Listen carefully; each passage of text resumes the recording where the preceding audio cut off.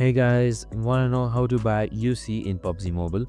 Well, no worries. In this video, I'm going to guide you through a step-by-step process on how to do it. It's super simple, so let's get straight to it. Now, first off, simply open up your PUBG Mobile application, and getting the UC in PUBG is pretty simple. On the top right, you can see this small UC icon right here. So simply click on it.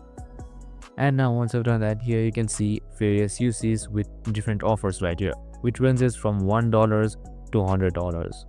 And once you're on the UC purchase, so simply select any one of these. I'll just go for the first one right here and then select go now. Now right here you can see limited time plus premium.